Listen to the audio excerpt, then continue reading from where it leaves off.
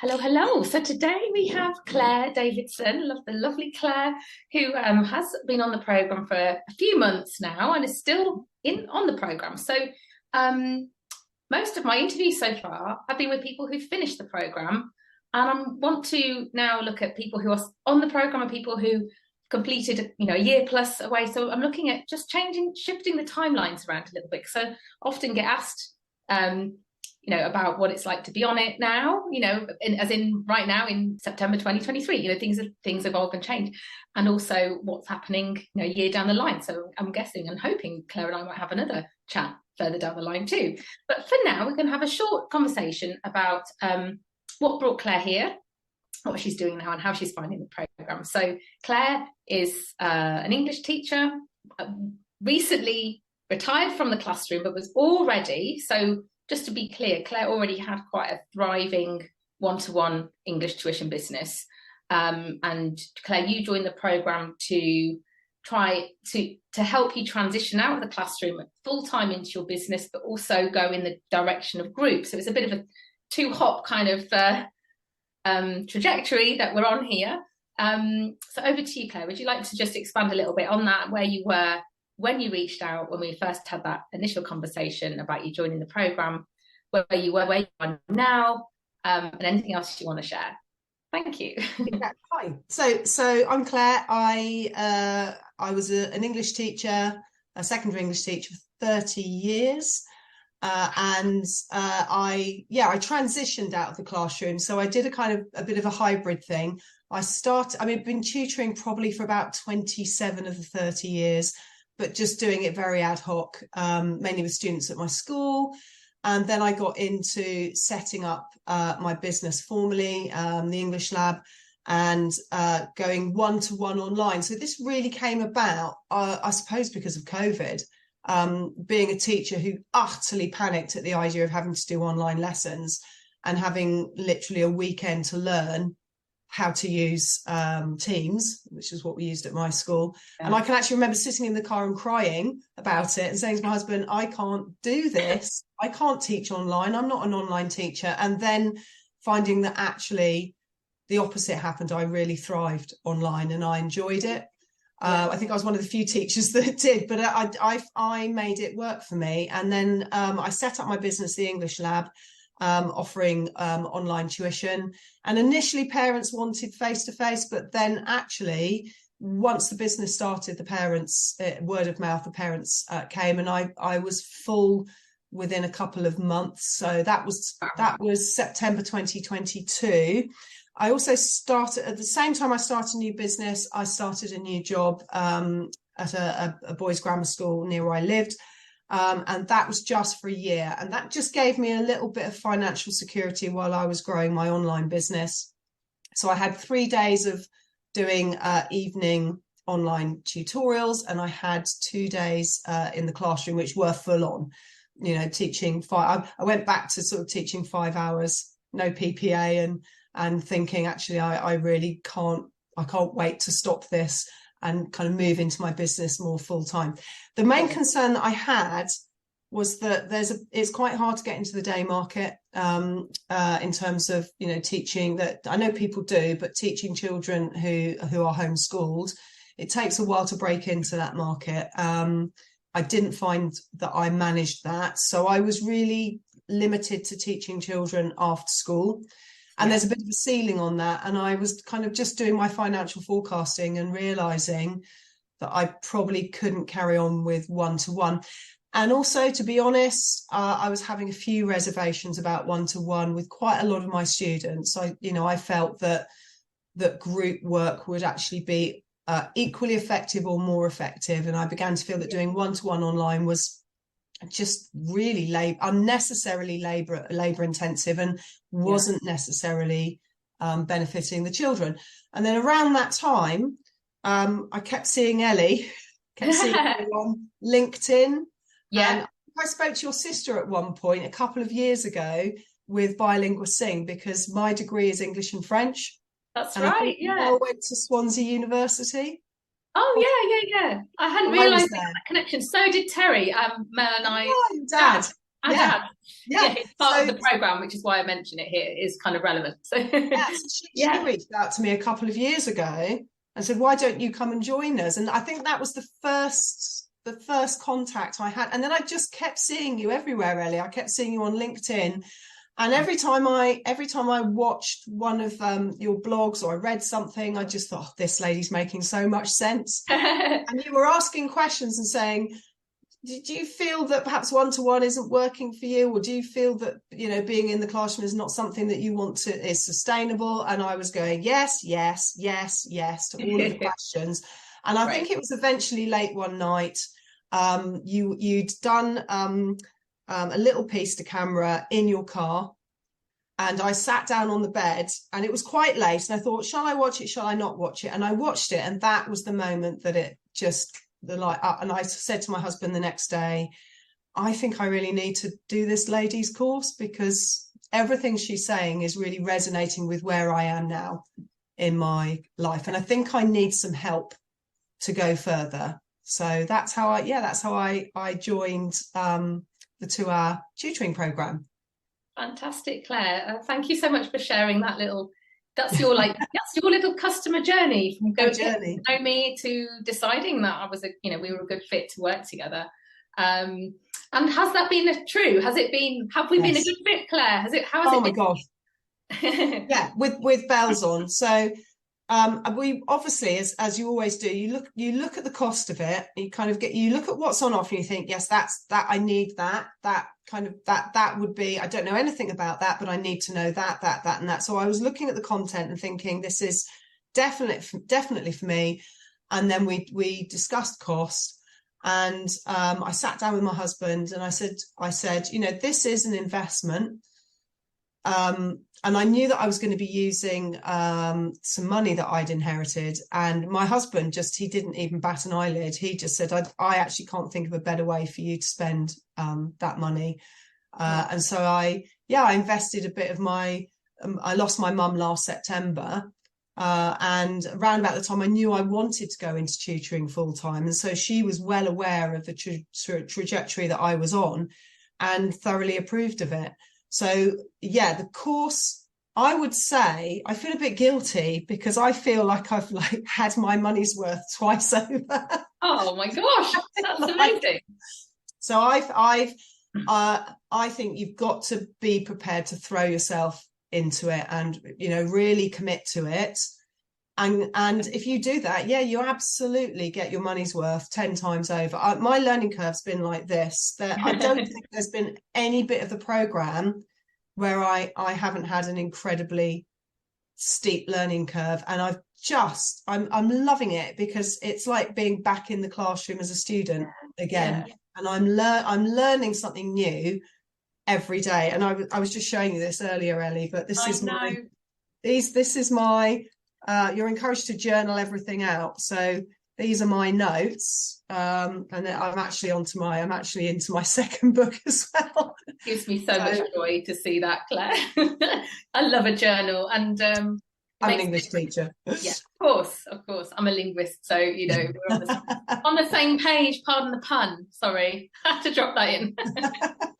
Yeah. Oh, that's fantastic, Claire, to know that you feel you've had so much value, because I think one of the things people hesitate about, especially teachers, I think, because let's face it, I was the same. We can often struggle with low self-worth because of how much we give for how little we are used to receiving in return, which then can in turn diminish our sense of value and what we feel we can ask for our services. And then of course that kind of transmits into other areas of life, like who am I to invest that in myself, or spend or waste money, you know, the way we kind of talk to ourselves about that. So it can be difficult to trust yourself enough and to, you know, love yourself enough and to believe in yourself enough to kind of go all in and say, I'm going to invest this, I'm worth it. And the outcome is going to be more than what I put in. And in some cases, is it worth saying, I think, you know, the journey itself is worthwhile. The things that you learn, the sort of personal growth that is woven in quite closely with all of the the methodology that I teach, the things you have to sort of implement to put your program together and your marketing. Yeah, that's all important. So would you like to tell us a little bit now about where you are currently at and where you see yourself going in the next month or so for the remainder of your time on the program? Yeah, so I'm at the end of module 11 now, so just about to start module 12. So I've been kind of looking at implementation, and I think one of the things that I was thinking is how lovely it is that the course teaches people, you know, how to put their own website together. Not everybody will have the budget to go and have a website built, and you don't have to. So I just loved the fact that the course gives lots of tips on how to do things cheaply. But I decided to go for a website, and it's been built by some friends of mine who are about a mile down the road. And he pitched the website to me yesterday, and I was just going to say that he was so complimentary about the brief. He said, it's been a joy to work on because your sense of purpose and direction and what you wanted for the website was so clear. And I was thinking, yeah, thanks, Ellie. Well, lovely feedback. It's great to know that, sort of, you know, Mel and I were always trying to make your journey with us as direct and as easy as possible. So wherever we can use we love a template, don't we? We love a template. Love a template. Yeah. Like, here's your brief, just edit it, you know, and that's how we roll. I don't want anyone, you know, to reinvent the wheel. We know that's a classic teacher phrase, and you know that actually in reality, in the normal teaching world, if you like, you have to reinvent the wheel all the time. But we don't want you doing that. So I'm really glad that the brief worked out for you with your website team. That's brilliant. So that's been great. So I'm at the point now where I do need to start looking at marketing, and we've discussed this because the point that the course makes is that it's never too early to start thinking about that. And once you've actually got the skeleton of your course and you're kind of underway with building it, you can start to market it. And I think that for me is perhaps my, not Achilles heel, but that's probably the area that I'm most inexperienced in. And I've been slightly reticent about getting started with that. So yeah, you were great because we talk quite a lot. I do contact you, and you always come back to me, and you were saying you were giving me confidence to go ahead and get on with that and not wait too long. You don't need to wait until the course is complete, because it will never be completely finished, will it? There's no completion. You know what? So we're always going to evolve your course, and you know, we talk about getting the skeleton of your course sort of drawn out. You know, I've had that for ages, and you had it for ages. And the minute you've got that, you can start. You can create. You can create your program as you go. You've got, you know what you're doing. You know your outline, and you're incredibly experienced. But for some reason, and that's completely normal, we can hold back until we think everything's done and perfect. But what happens when it's done and perfect is we end up having to undo it because it's too perfect, or it's too rigid, or we sort of wish we had learned with our first cohort, with our first group. And so that's why I always say, we want to build it as you go, and then for those who are watching this and thinking, yeah, but Ellie, I need to get out of teaching quickly, or I need to launch something quickly, you absolutely can. By the time you get to like week 4, you've mapped out week 4, week 5, you've mapped out your program, and then you can start marketing and selling it, and then keep learning with us as you go. But you know how to teach. You already know how to teach. So really, there's nothing holding you back from getting out there and getting those clients early on during the program. But a lot of people do find that they hold off for whatever reason. Sometimes there's like a mental block around that, or it's confidence, but sometimes it's just for practical reasons. We've got busy lives. But so yeah, that's your key focus now, Claire. Then is it to kind of really start making that transition away from the one-to-one, and getting people into your group and launching your first group. Yes. So that's fantastic. So so lovely to talk to you, Claire. Would you like to share with us the name of your business again? I know you did say it earlier on, and I'll make sure that when we share this, there'll be some links and so on, so that people can find out more about you. And if you're watching this and you've got kids who are doing GCSE English and you think that they are capable of getting into the 7 to 9 bracket, and you'd like to get them over that sort of boundary of the 5, 6 up to the higher grades, then Claire, you're the lady, right? Yeah, actually, I'm doing a 4 to 6 group as well, so I'm running 2 groups. Yeah. So any grade 4 to 6s, any student who's aspiring, anything from grade 4 to grade 9. I'm planning to have 2 groups of very small groups of 6. I'll have grade 4 to 6 group, and then I'll have a grade 7 to 9 group, and it's AQA, English and English Literature GCSE. And the name of the company is the English Lab Virtual Tutoring. The English Lab Virtual Tutoring. The lovely Claire Davidson. And I know that we still have time together on the programme, but I just want to say, so far, Claire, you've been such a lovely person to work with. And I can just vouch for this lady. She's just such a positive energy. When my kids are older, I would not hesitate to send them to Claire for their tuition. She's absolutely lovely, and obviously very experienced. And we just talked about how on earth, looking back now, how on earth did I manage? How did I do 30 years? I'm like, how did I do 10 years and keep that energy and not keel over? And here's Claire having done 30 years, so I have utmost respect for you, Claire, and I can't wait to see what we do together in the coming month. I think that we have left together. So thanks, Ellie, and thank you to you as well, because it's been a really positive, like 100% positive, like life affirming, brilliant thing to do. And I said to my husband, I don't think I've enjoyed learning this much since I was at university doing a subject that I'm really passionate about. So thank you very much. It's been absolutely brilliant. I wouldn't hesitate. I would not hesitate to recommend you either, Ellie. You're brilliant too. Mutual Appreciation Society. Yes, yeah, exactly. Thank you. I don't know. That's just such a lovely thing to share. Thank you, Claire. And yes, so if anyone's watching this and you think that do it, you're on that kind of in that area of like wanting to either set up a tuition business or transition into group work, then hopefully Claire's given you a little bit of confidence to get off that fence and join us. So do it. Thank you so much, Claire, and I'm sure we'll be speaking again when maybe 3-6 months down the line when everything's all great guns and and you're through the programme, and love to heir from you again, if that would be okay, if you'd be happy to. That would be great, Ellie. I'd really like to stay in touch, and also I should say that working with the group of people who are all aiming for the same goal is incredibly inspiring and motivating as well. They're a really wonderful group of people.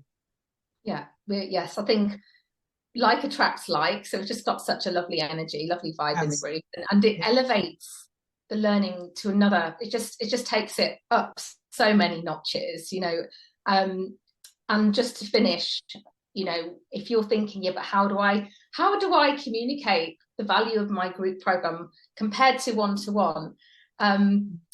It is a little bit like educating your audience about why group is so much more powerful. And you're probably, as a teacher, you're probably nodding along if you've ever tried one-to-one tuition. It does serve a purpose, absolutely, but it does also lack something. And it's how you put your program together and how you communicate why that's going to be so much more beneficial. That's where the value really lies. And we talked as well, Claire, didn't we, once about how much one-to-one clients that you've had, that have stayed with you for a long time, how much they've invested in their one-to-one with you over quite a long time, and it adds up so much more. 2 years often. 2 years. So we're talking, 60-70 weeks of one-to-one tuition at whatever cost. A lot of money. That, sometimes we have we look at the cost of a group program, which might be done and dusted in 3 or 4 months. And you might balk, but you're like, actually, that's better value, and we get the problem fixed quickly. There's so many ways we can communicate this to our audience, and there's so much value there. and we learn a lot about how you can communicate that to your audience, whether you have one or not yet. We also teach you how to build one for yourself. Yes. So right, yes, it's very systematic. So, you know, I'm jealous now of the people at the start of their journey.